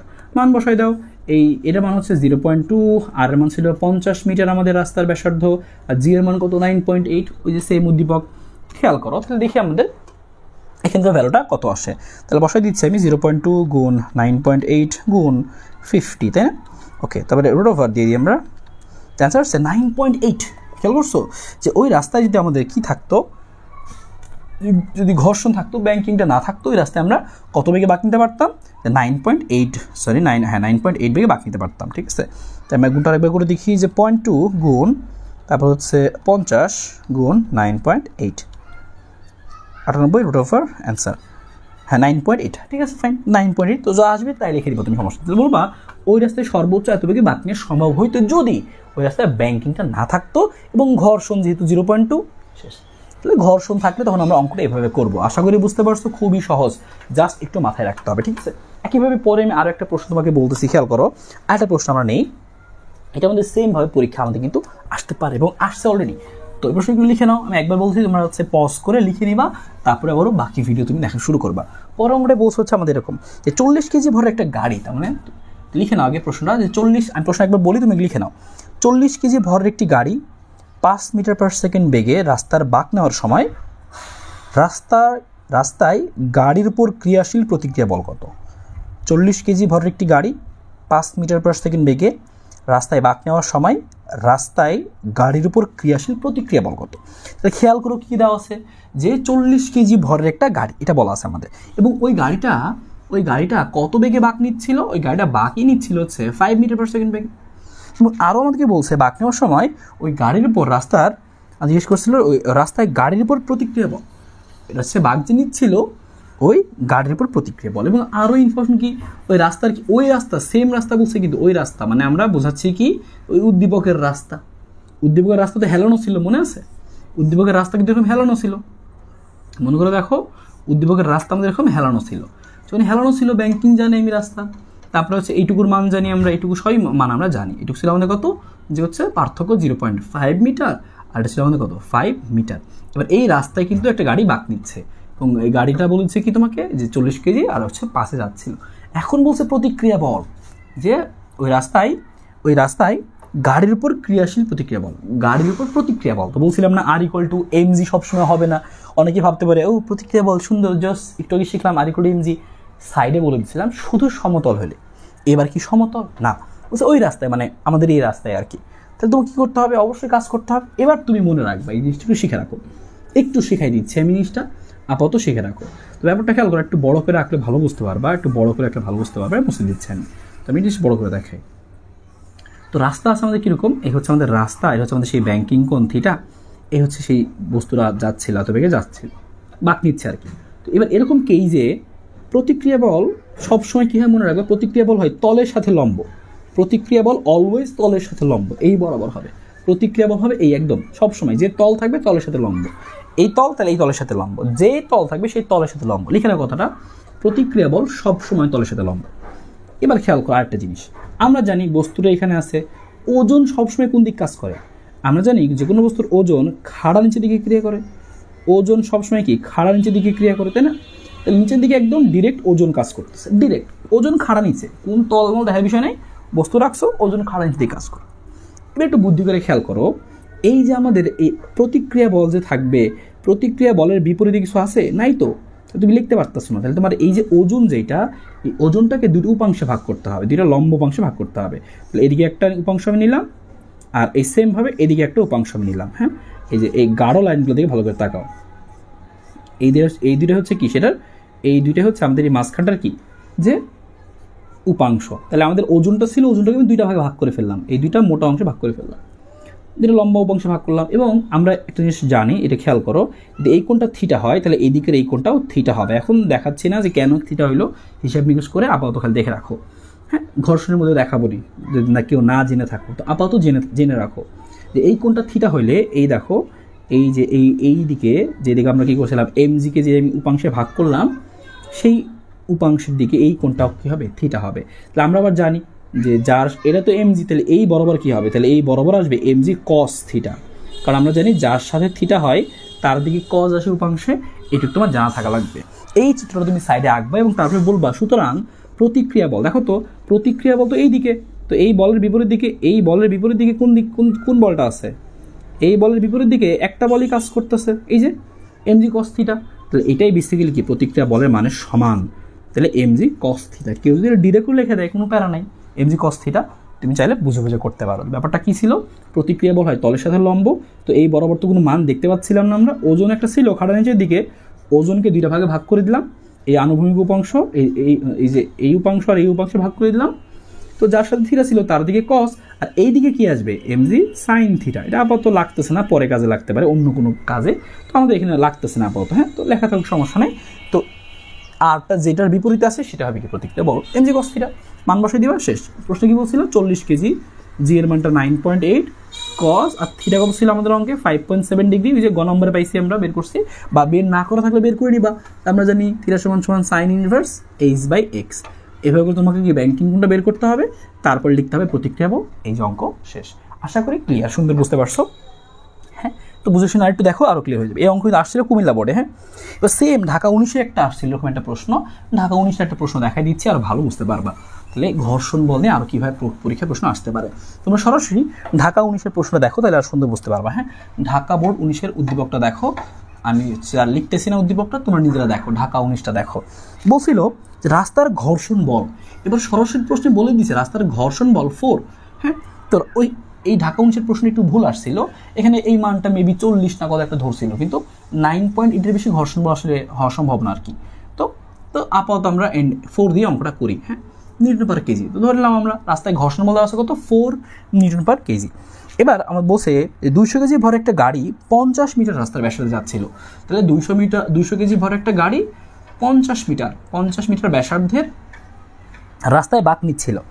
এখন প্রশ্ন জিজ্ঞেস করছে যে সর্বোচ্চ কত বেগে বাঁক নিতে পারবে। তোমাকে প্রশ্ন জিজ্ঞেস করছে যে সর্বোচ্চ কত বেগে বাঁক নিতে পারবে ভিম্যাক্স। তাহলে আমরা কি করবো, সেম ঘর্ষণ আসছে কিন্তু মনে পড়ে আমরা কি বলছিলাম, ঘর্ষণ থাকলে কি হবে, ওই কেন্দ্রমুখী বলে যোগান কে দিবে, ঘর্ষণ বল। একটু আগে পড়ে আসলাম এই এফসি সমান সমান কি mv²/r, এফ কে সমান সমান কি, এবার সমান সমান লেখার দরকার নাই, ডিরেক্ট ভ্যালু দেওয়া আছে তো ডিরেক্ট বসাই দিবা 4। এম এর মান ভি বের করবো এখান থেকে আমরা, তাহলে আরটা এখানে গুণ হয়ে যাবে 4 × r, এমটা গুণ আছে ভাগ হয়ে যাবে, কিন্তু এম আর কাটাকাটি যায় নাই, এই জন্যই বেসিকটা শিখাই দিয়েছিলাম, তাই না কিন্তু এখন আর পারতা না, খালি সূত্র মুখস্থ করতা। আরে পুরো কি আছে, রুট আছে, মানগুলো বসাই দাও যে 4, আর এর মান কত 50, আর এম এর মান কত যে 200। তাহলে এই কিন্তু আমাদের হয়ে গেল অঙ্কটা। তো দেখো এই মানটা কিন্তু চলে আসবে আমাদের কি এত মিটার পার সেকেন্ড, জাস্ট তুমি ক্যালকুলেটারে বসাই দাও, এটুকু তো ক্যালকুলেট করতেই পারবা। তাহলে তুমি বুঝতে পারলা এই ঢাকা অংশে গতে যেটা চাইছিল, বা ধরলাম আমি গতে বা ঘতে যেটাতে আসুক অঙ্কটা ছিল এই যে রাস্তায় আমাদের কি ছিল, এটা কিন্তু অন্য এই উদ্দীপক না, নতুন উদ্দীপক আর কি। হ্যাঁ, যে ওই তাহলে এটা মুছে দিচ্ছি আমরা, এই উদ্দীপক তো নাই, এই উদ্দীপক বাদ আর কি। হ্যাঁ, এটা নতুন একটা অঙ্ক, জাস্ট আমরা নিচ্ছি নতুন একটা অঙ্ক নিচ্ছি, যে ওই রাস্তায় ঘর্ষণ বল ছিল এত কেজি ভরে গাড়ি যাচ্ছিল, এত মিটার ব্যাসার্ধে বাঁক নিচ্ছিল, তো সর্বোচ্চ কত বেগে বাঁক নিতে পারবে। ঘর্ষণ বল ছিল, তো ঘর্ষণ বলের বেসিক তো আগে শিখে আসছি, একটু আগে কিন্তু বলছিলাম যে হ্যাঁ এই শর্তটা মনে রাখো, শর্ত কাজে লাগা অঙ্কটা করে ফেললাম সেম ওইটা। আশা করি একদম ক্লিয়ার হয়ে গেছে, দেখছো কত সহজ। এগুলোর মধ্যে ভাইয়া তোমাদের কারো না কারো বোর্ডে প্রশ্ন আসবে। এখান থেকে লাস্ট আরও একটা অঙ্ক দেখাবো এই পোর্শন থেকে, তাহলেই শেষ। এটা খেয়াল করো, আরেকভাবে পরীক্ষায় একটা অঙ্ক অনেক বেশি আসছিল, আরেকটা বোর্ডের অঙ্ক নিচ্ছি। এইটা তুমি একটু খুলে দেখো কোন বোর্ডে আসছে, বোর্ডের নামটা আমার মনে নেই। তো প্রশ্ন হচ্ছে এরকম, বলছে 1000 কেজি ভরের একটি বাস। হ্যাঁ, তুমি লিখে নাও প্রশ্নগুলো, যে 1000 কেজি ভরের একটা বাস, সে কী করতেছিল, একটা গতিশক্তি নিয়ে যাচ্ছিল, সে একটা গতিশক্তি নিয়ে যাচ্ছিল, ভ্যালুটা বলে দিচ্ছি আমি 78125 জুল। তাহলে এত কেজি ভর একটা গাড়ি এত গতিশক্তি বা এত জুল গতিশক্তি নিয়ে যাচ্ছিল, হ্যাঁ মানে বাঁক নিচ্ছিল আর কি। এবং সে বাঁক নেওয়ার সময় যাওয়ার সময় হঠাৎ করে সেটা বাঁক লক্ষ্য করলো, যে এই বাঁকের ব্যাসার্ধ কত, যে বাঁকের ব্যাসার্ধ হচ্ছে 145 মিটার। এবার আমাদের আরও ইনফরমেশন দেওয়া আছে যে ওই রাস্তার যে উচ্চতা, সেই উচ্চতা 0.7, ওই রাস্তার যে প্রস্থ সেটা হচ্ছে কত, 0.7 না 0.3, যে ওই রাস্তার উচ্চতা হচ্ছে 0.3, ওই রাস্তার প্রস্থ হচ্ছে 7 মিটার, এগুলো দেওয়া আছে। এখন জিজ্ঞেস করছে নাম্বার জিজ্ঞেস করছিল, তাহলে বলো তো ওই গাড়িটার ভরবেগ কত, এরকম একটা প্রশ্ন জিজ্ঞেস করছিল আর কি, ওই প্রশ্নটাই। তো এটা পরীক্ষায় অনেকবার আসতে দেখা গেলো, একই প্রশ্ন অনেকে রিপিট করছে, এই জন্য করাই দিচ্ছি আর কি, তোমাদের বেলা চলে আসতে পারেই। এবার তুমি কি লিখবা, যে হচ্ছে যে ভরবেগ, তুমি জানো কি ভরবেগ পি সমান এমভি, ভর আছে বেগ তো নাই, বের করতে হবে, অথবা শর্টকাটে ডিরেক্ট লিখতে পারো ইকে সমান সমান p²/2m, ডিরেক্ট ফর্মুলা, পরীক্ষায় তুমি ইউজ করতে পারো, কারণ বইয়ের ফর্মুলা জানা ফর্মুলা। তো গতিশক্তির ভরবেগের সম্পর্ক তোমাকে বের করতে বলছে কি ভরবেগ, তাহলে পি সমান সমান আসবে ইকে, সাথে ছিল 2, সাথে ছিল m, স্কোয়ার ছিল রুট করে দাও, এই যে মান বসাই দাও, অ্যান্সার চলে আসবে যে ভরবেগ এত KG metre per second, that's it, শেষ। ওকে বলছিল কি গ নম্বরটাই, যে এটা কি করো ভরবেগ বের করো, গ নম্বরটা এটা জিজ্ঞেস করছিল ভরবেগ কত। সেম ওইতে ঘ নম্বরে জিজ্ঞেস করছিল মেবি যে নিরাপদে বাঁক নিতে পারবে কিনা, সেমভাবে করবা, নিরাপদে বাঁক নেওয়ার জন্য সর্বোচ্চ বেগ কত লাগে, আর ওই ব্যাটাই কত থেকে ছিল। তাহলে আমরা আগে বের করি যে ওই ব্যাটাই কত বেগে গাড়ি চালাইছিল। তাহলে আসলে লিখি আমরা যে ওই ব্যাটা গাড়ি চালিয়েছিল, তো গাড়ির বেগ তো লেখা নাই, গতিশক্তি লেখা, এই জন্য আমরা গাড়ির বেগটা বের করবো। দেখবো ওই ব্যাটা গাড়ি চালিয়েছিল, হ্যাঁ গাড়ি চালিয়েছিল কত বেগে, তো লিখবা তুমি বের করবা, তুমি জানো সূত্র তো জানোই, ইকে সমান সমান ½ mv²। খেয়াল করো তোমার ইকে দেওয়া আছে, বেগ বের করে ফেলতে পারবা। তাহলে তোমার সূত্র কি আসবে, যে √2 ইকে ভাগ কত এম, সহজ জিনিস, যে 2 ভাগ এম, তার মান বসাই দাও, দেখবে একটা বেগের মান আসবে, ধরলাম একটা মান আসছে। এবার আরেকটা কাজ কি, ওই ব্যাটা আমরা বেরও করে আসো, ওই ব্যাটা যদি কষ্ট করে গাড়ি চালাইছে আমরা কষ্ট করে বের করতে পারবো, 2 × কত 78125, ওকে, ভাগ এম কত 1000 কেজি, ওকে। আসে হচ্ছে 156, তাহলে রুট ওভার আসছে আবার, তাহলে আসছে 12.5। তার মানে বুঝতে পারলাম ওই বেটায় গাড়ি চালাইছিল 12.5 মিটার পার সেকেন্ড। এবার ওই বেটায় গাড়ি চালালো 12.5, আমরা এখন বের করবো ওই রাস্তার গতিসীমা কত, সর্বোচ্চ গতিসীমা কত। তখন তুমি লিখবা যে সর্বোচ্চ গতিসীমা। এবার দেখো একটু শর্টকাটে করি, কীভাবে? একটা সূত্র শিখেছিলাম মনে পড়ে, এটা একবার দেখাইলাম না, এই জন্য এটা দেখাই দিয়ে আসো। h/x সমান v²/rg, মনে পড়ে? দেখো তুমি এটা লিখতে পারবা। দেখো h দেওয়া, x দেওয়া, r দেওয়া, g দেওয়া, তাহলে v বের করে ফেলতে পারবা। এইটা দিয়ে আমরা আসলে বের করে দেখি। এবার কী হবে আমাদের, এই আর জিটা দিয়ে গুণ হয়ে যাবে, তাহলে h/x থাকবে, সাথে আর জিটা গুণ হবে। এই মানগুলো একটু বসায় দাও, দেখো তো বসাই দিলে কত আসে, এবং বসাই দেওয়ার পরে কী করবা, এটা v² আসবে, তারপর রুট করবা। তো বসাই দিয়ে আমরা আসো h এর মান কত 0.3 ভাগ x এর মান কত 7 গুণ r এর মান 145 গুণ g এর মান 9.8 বের করলাম। এটা আসছে আমাদের v², তাহলে রুট ওভার করে দিই আমরা 7.8। তাহলে আমাদের একবার ডিরেক্ট লিখি আমরা যে v এর মানটা আসছে কত 7.8 মিটার পার সেকেন্ড। খেয়াল করো, এটা হচ্ছে আমাদের সর্বোচ্চ গতিসীমা। এটি সূত্র দিয়ে যেটা বের করবো সেটা কি আসবে, সেটা হচ্ছে সর্বোচ্চ গতিসীমা। সর্বোচ্চ গতিসীমা ওই রাস্তায় সর্বোচ্চ 7 চালানো যায়। এই মাতব্বর বেটাই করছে কি 12তে চালাইছে, তাহলে বুঝো কি অবস্থা হয়েছে, তার নির্ঘাত দুর্ঘটনার সম্মুখীন হয়েছে। অনেক সময় তোমাকে বলবে দুর্ঘটনার কারণ কি, তখন তুমি বলবা যে হ্যাঁ, যে ওই রাস্তায় চালানোর দরকার ছিল 7.8, কিন্তু এই বেটায় মাতব্বরি করছে 12তে চালাইছে, এই মাতব্বরি করার কারণে দুর্ঘটনাটা ঘটছে। ঠিক আছে, তো এইভাবে আমাদের পরীক্ষায় এই ব্যাংকিং কোণ থেকে আসতে পারে, যে হচ্ছে ঘর্ষণযুক্ত, ঘর্ষণ ছাড়া, এরকম নানানভাবে আসতে পারে। এখন তুমি জাস্ট একটু প্র্যাকটিস করে ফেলো, এবং আমি কিছু বোর্ড বলে দিচ্ছি তোমাকে, এই বোর্ডের অঙ্কগুলো একটু জাস্ট বোর্ডের নামগুলো লিখে রাখো তুমি, যেন এই বোর্ডের অঙ্কগুলো তুমি করতে পারো। হ্যাঁ, আমি একটু বোর্ডের নামগুলো বলতেছি, তুমি একটু লিখে নাও। হ্যাঁ, আমি একটু লিখে দিচ্ছি, তুমি এখন জাস্ট এই বোর্ডের অঙ্কগুলো একটু জাস্ট চোখ বলে দেখো, দেখবো যে হ্যাঁ একদম সেম। ব্যাংকিংয়ের জন্য তুমি এখন কোন বোর্ডের অঙ্কগুলো প্র্যাকটিস করবা, আমার অঙ্কগুলো করো, এনাফ, শেষ, আর কিচ্ছু লাগবে না। তবে একটু বইগুলো দেখে রাখতে পারো। যেমন একটু আগে ঢাকা 19 কথা বললাম, ঢাকা 19, তারপর হচ্ছে কুমিল্লা 19, ঢাকা 19, তারপর হচ্ছে কুমিল্লা 19। হ্যাঁ, তারপর তুমি আরও করতে পারো হচ্ছে রাজশাহী 17, তো দেখবা ব্যাংকিংয়ের অঙ্ক আছে, রাজশাহী 17, রাজশাহী 17। তারপর হচ্ছে সিলেট 16-17, সিলেট 16-17, সিলেট 16-17। হ্যাঁ, এই বছর কিন্তু ব্যাংকিং কোণ ঢাকা বোর্ডে কিন্তু আসার সম্ভাবনা অনেক বেশি। ঠিক আছে, প্রতি বছরই থাকে আসলে ব্যাংকিং কোণ ছাড়া আসলে ঢাকা বোর্ড চোখে দেখে না।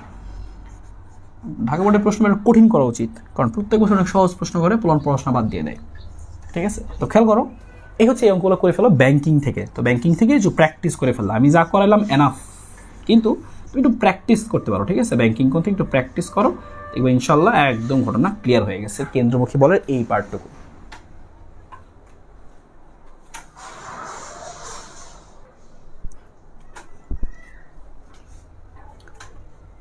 এবার খেয়াল করো, এই ব্যাংকিং ছাড়াও কেন্দ্রমুখী বল থেকে আরও কয়েকটা প্রশ্ন আসতে পারে। সুতায় একটা বস্তুকে বেঁধে ঘোরাচ্ছে, এরকম কিছু প্রশ্ন আসতে পারে। তো ওরকম কিছু এক্সাম্পল দেখাই দিচ্ছে, এটুকু পারলে কিন্তু ঘটনা একদম শেষ। তো আসো আমরা কয়েকটা অঙ্ক একটু করি, ট্রাই করি, জাস্ট অঙ্ক ট্রাই করি, শুধু আমরা জানি। তো প্রথমে একটা অঙ্কে বলছি, অঙ্কটি লিখে নিতে পারো যে সুতার সাহায্যে 500 গ্রাম ভরে একটা বস্তুকে, সুতার সাহায্যে 500 গ্রাম ভরে একটা বস্তুকে আমরা কী করতেছি, উলম্ব তলে ঘোরাচ্ছি।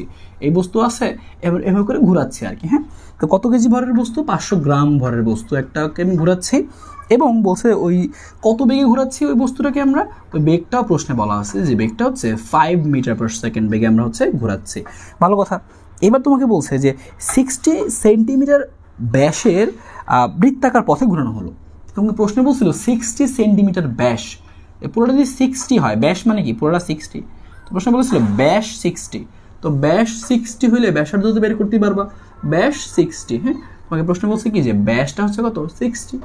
ওকে, ব্যাস 60 হলে আর কত হবে 30 সেন্টিমিটার, তো আমরা সবাই জানি, তো এটা আমি বের করেই নিচ্ছি। তাহলে আর এর মানটা কত হবে 0.3 মিটার। তাহলে উদ্দীপকের প্রশ্ন উদ্দীপকটা কি দিচ্ছে যে 500 গ্রাম ভরের একটা বস্তুকে আমরা 5 মিটার পার সেকেন্ড বেগে 0.3 মিটার ব্যাসার্ধের বৃত্তাকার পথে উলম্ব তলে, মানে এইভাবে ঘুরাচ্ছি আমরা, এই তলে ঘুরাচ্ছি। এবার প্রশ্নে জিজ্ঞেস করছে যে বস্তুটির উপর কেন্দ্রমুখী বল কত। প্রথম প্রশ্ন জিজ্ঞেস করছে বস্তুটির উপর কেন্দ্রমুখী বল কত। অনেক সময় এই কথা জিজ্ঞেস না করে তোমাকে জিজ্ঞেস করে যে বস্তুটির উপর কেন্দ্রমুখী বল না, জিজ্ঞেস করে যে সুতার উপর টান কত, যে সুতার উপর টান কত। তো স্পেসিফিক কোনো সুতার টান যখন বলবে একটু সাবধানে দেখতে হবে প্রশ্নে কি লেখা। প্রশ্নে কি কোনো স্পেসিফিক বিন্দু বলছে যে এই বিন্দুতে টান কত, এই বিন্দুতে টান কত, এই বিন্দুতে টান কত, নাকি এই বিন্দুতে টান কত, স্পেসিফিক বিন্দু বলে দিলে উল্লেখ করে দিবে, ABCD উল্লেখ করে দেবে। তো আমরা এখন কি করব, যেহেতু কিছু বলে নাই, তো মনে রাখবা এই কেন্দ্রমুখী বলের মানটা কি হবে, সুতার টান। যখন তোমাকে কোনো কিছু উল্লেখ করে বলবে না তখন তুমি লিখবা যে সুতার টান টি লিখতে পারো, বা তোমার মন চাইলে তুমি সুতার টান এফ লিখেই করতে পারো, কোনো সমস্যা নাই। কী লিখবা, সেম সূত্র তো জানোই, mv²/r। দেখো সব মান দেওয়া আছে, 0.5 কেজি, গ্রামকে কেজি বানিয়ে নিলাম আমরা। ভি এর মান কত, 5 সরাসরি লেখা, আর এর মানটা সরাসরি লেখা, mv²/r। অ্যান্সার শেষ। এত নিউটন, এটা হবে সুতার কি টান, এত নিউটন শেষ। এটা একটা ওয়ে গেল, একটা অঙ্ক গেল। এবার আমাকে মাঝে মাঝে বলতে পারে, কোনো উল্লেখ করে বলতে পারে যে আচ্ছা এই বিন্দু, আচ্ছা এই বিন্দু, আচ্ছা এই বিন্দু। তো এরকম একটা আমরা অঙ্ক নিই যেন তুমি বুঝতে পারো। হ্যাঁ, বা এখানে আমাদের এই সেম উদ্দীপকটা থেকে আরেকটা প্রশ্ন হইতে পারে, সেটা আমি তো বলে দিচ্ছি।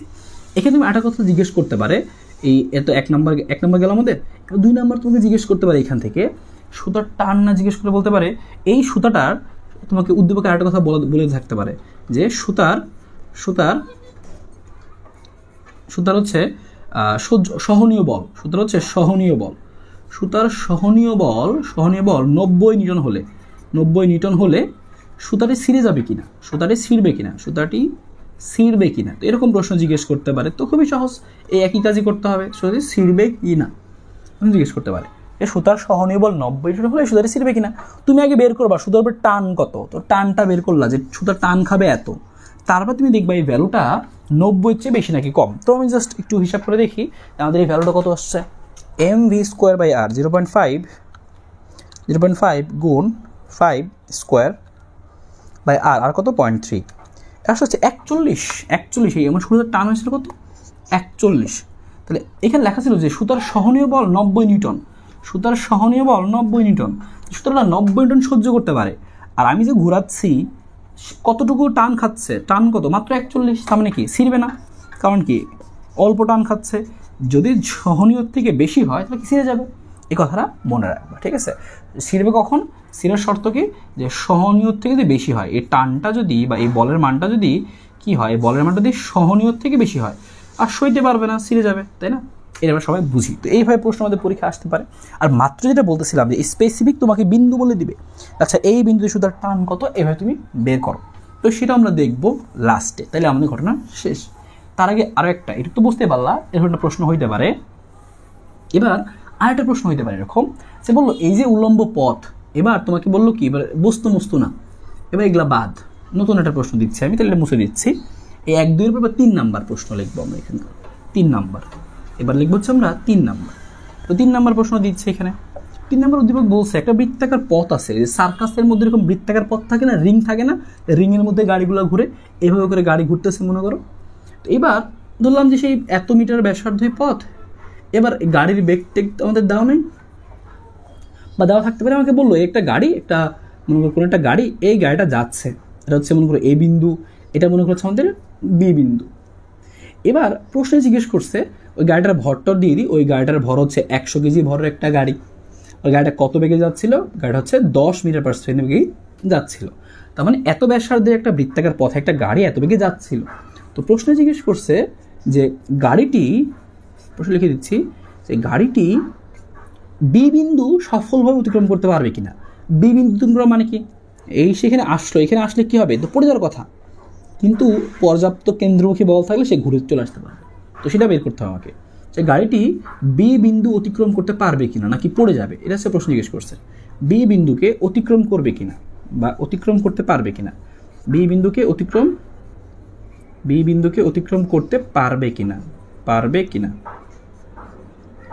তাহলে আমরা কি করব, আমরা দেখো শর্তটা খেয়াল করো, সেই বস্তু এখানে যাচ্ছে, এখানে আশেপাশে স্টেবল থাকবে, শর্তটা কি, ওর নিচের দিকে একটা ওজন কাজ করতেছে, আর এটার যে হচ্ছে কেন্দ্রমুখী বল বা কেন্দ্র বিমুখী বল বিপরীত দিকে, কেন্দ্রমুখী আর কেন্দ্র বিমুখী বলের মান সমান। তো এইটাকে ঘোরানোর জন্য কেন্দ্রমুখী বলের যে প্রয়োজনটা সেটা ওজন থেকে আসবে। তো যদি এটা সমান হয় প্রশ্ন মতে যে বি বিন্দুকে সফলভাবে অতিক্রম করবে, শর্তটা কি হচ্ছে প্রশ্ন মতে কী হইতে হবে, প্রশ্ন মতে এই এফসি আর এমজিটাকে সমান হইতে হবে। নিচের দিকে যে হচ্ছে আমাদের এই ওজনটা সেটা সমান হতে হবে কি, কেন্দ্রমুখী বলের সমান হতে হবে। তখন তুমি লিখবা mv²/r সমান সমান কি mg, mm কাটা, সুতরাং ভি সমান সমান কি চলে আসবে, ওই পাশে চলে যাবে আর আর জি হবে, আর রুট ওভার আসবে। এখন তুমি মান বসায় দাও, আর এর মান কত, আর এর মান ছিল 0.3, আর জি এর মান কত 9.8। তো ভি চলে আসলো আমাদের, হিসাব করে দেখি কত আসে। তাহলে আমাদের আসবে হচ্ছে যে 0.3 গুণ 9.8 আর রুট ওভার আছে আবার 1.7। খেয়াল করো যে 1.7 মিটার পার সেকেন্ড, এটা একটা জিনিস। তাহলে আমরা এখান থেকে দুইটা জিনিস শিখলাম।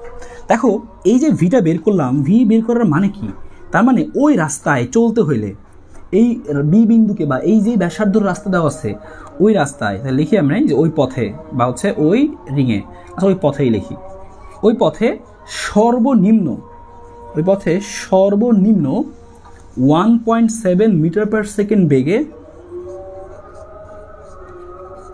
চালালে, সর্বনিম্ন আর কি, এর উপরে যেতে পারবা, সর্বনিম্ন এত বেগে চালালে দুর্ঘটনা ঘটবে না বা হচ্ছে অতিক্রম করতে পারবে, এত বেগে চালালে বি বিন্দু অতিক্রম করবে, পুরোটা লিখে দিচ্ছি, বি বিন্দু অতিক্রম করবে মানে পড়বে না সোজা কথা, বি বিন্দুকে অতিক্রম করবে।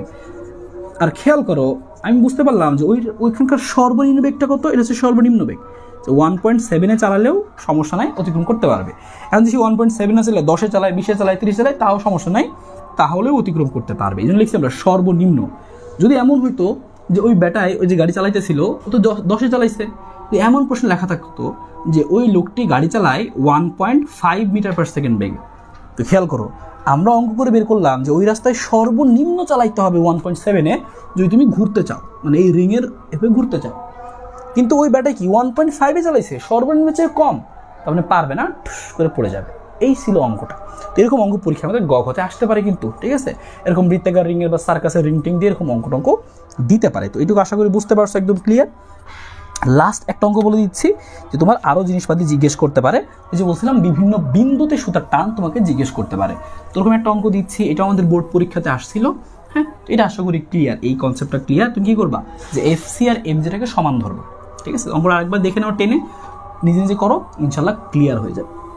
দেখো এইবার আমাদের জিজ্ঞেস করছে কি, আমাদের স্পেসিফিক একটা অঙ্ক দিচ্ছি, তাহলে শেষ হবে আমাদের এটা একটা। তোমাকে বলছে যে এই হচ্ছে আমাদের একটা বৃত্তাকার পথ, আমি কি করতেছি ওই যে সেম আগের মতো ঘটনাটা, একটা বস্তুকে সুতায় বেঁধে ঘুরাচ্ছি। তো ঘুরাইলে ওই বস্তুটার উপর একটা স্পেসিফিক বিন্দু দিয়ে দিলাম, যেটা হচ্ছে পি বিন্দু, এটা দিলাম হচ্ছে আমাদের কিউ বিন্দু, আর দিলাম আর বিন্দু। আমাকে জিজ্ঞেস করছে পি কিউ আর বিন্দুতে সুতার টান কত, সরাসরি জিজ্ঞেস করে পরীক্ষায় যে পি কিউ আর বিন্দুতে সুতার টান, পি কিউ আর বিন্দুতে সুতার টান। একটু আগে সুতার টান চাচ্ছিল কিন্তু কোনো বিন্দু কথা উল্লেখ ছিল না, নর্মাল বলছে খালি পি কিউ আর বিন্দুতে সুতার টান কত হবে। তখন সেই ক্ষেত্রে তুমি কীভাবে বের করবো, বা এরকম না দিয়ে এরকম হইতে পারে, হ্যাঁ এরকম হইতে পারে যে তোমার এরকম হইতে পারে একটা অন্য একটা কোণ দিল, এখানে আরেকটা বিন্দু দিল পি কিউ আর এস, তাহলে পি কিউ আর এস সবগুলো বিন্দু সুতার টান কত তো লিখে দিচ্ছে একদম সুন্দর করে। খেয়াল করো একদম পি থেকে শুরু করি। দেখো যেহেতু এই বরাবর আছে, তো এই বরাবর সুতার টান হবে এই বরাবর, এই দুই বরাবর পি, আর এখানে দিলাম হচ্ছে টি দিলাম, হ্যাঁ পি আর একটা বিন্দু বাড়াই দিলাম, তো পি বিন্দু টি বিন্দু সেম হবে, দুটো সেম হবে। তো লিখি টিও পিতে টান। তো মনে রাখবা যে এই বরাবর তুমি যদি উলম্ব তলে ঘোরাচ্ছ, এটা 90 ডিগ্রিতে আছে, এরা তার মানে যেহেতু 90 ডিগ্রিতে আছে, তার মানে এই বরাবর সুতার টান হবে just M V square by R, এখানে কোনো চেঞ্জ হবে না, M V square by R মান বসাই দিবা, শেষ। এবার টি আর পিতে গেল, এবার টিপিতে ক্লিয়ার, তাহলে এটা বুঝে ফেলছি আমরা। এবার বের করি আর বিন্দুতে আর কিউ বিন্দুতে, তো আর লিখি আমরা আর বিন্দুতে কি হবে, তো এই কথাটুকু মনে রাখো, জাস্ট আর বিন্দুতে টান, তখন লিখবা টান টি ইকুয়াল টু, খেয়াল করো এটাও তো শেষ, M V square by R মান তো দেওয়া আছে, বসাই দিয়ে পারবা। এবার আর বিন্দুতে টান করি আমরা, আর বিন্দুটায়। এবার দেখো আর বিন্দুটা কোথায় আছে, আর বিন্দুটা এখানে আছে, সেখানে তুমি খেয়াল করবা যে উপরের দিকে আছে না, তো আমি সরাসরি অ্যান্সার লিখে দিচ্ছি, এটা অ্যান্সার আসবে হচ্ছে এরকম, M V square by R minus M G.